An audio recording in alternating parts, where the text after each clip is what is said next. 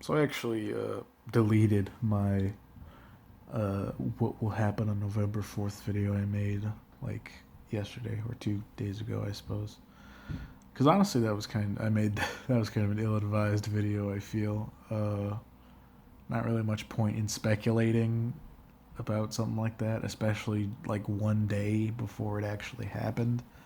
So it's pretty dated. So I just deleted it because it's like fuck it. It seems much better to just make a reaction video instead of a speculative video.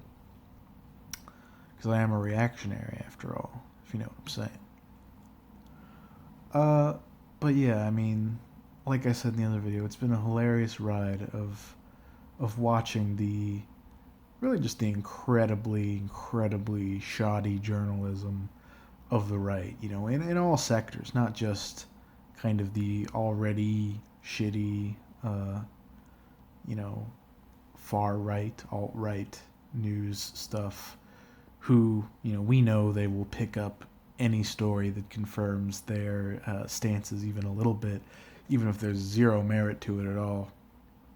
And the, more mainstream, uh, conservative Republican kind of news organizations who really do the same thing, but I mean, they usually don't trawl the depths of the internet for this kind of stuff.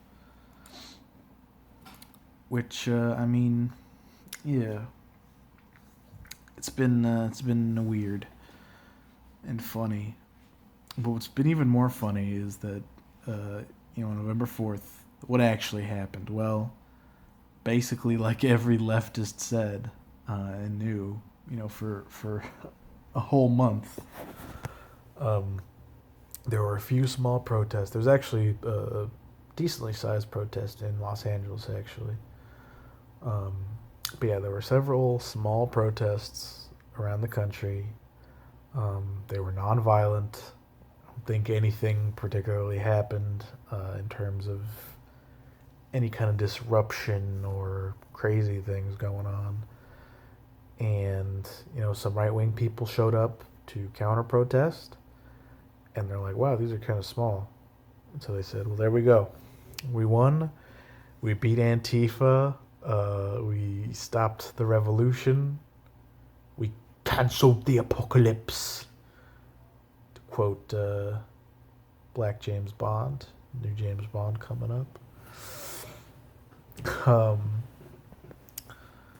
And really, I mean, on the one hand, it's really funny to watch the right pat themselves on the back for beating a for staving off a threat that they invented.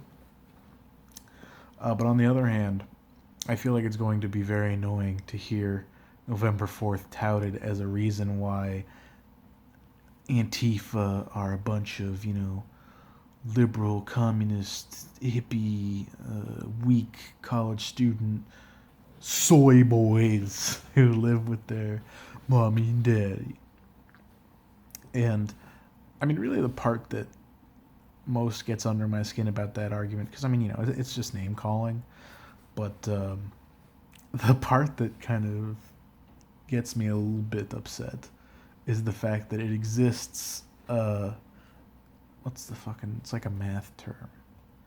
It exists alongside with, I can't fucking think of it. Adjacent to, um, also the perception of Antifa as this kind of boogeyman who want to kill all white people and Trump voters and all this kind of stuff.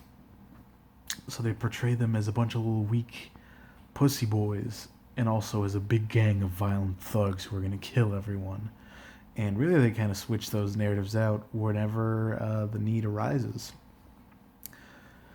And that's not really a unique thing to how the right perceives Antifa. They kind of apply that to quite a few cultural uh, things, I guess. But it still upsets me just because, I mean, it's some fucking double think. I'll tell you that for free. Uh, but yeah, I really don't think that honestly much of anything will come out of it, other than, like I said, the right having a new event to pwn libtards with.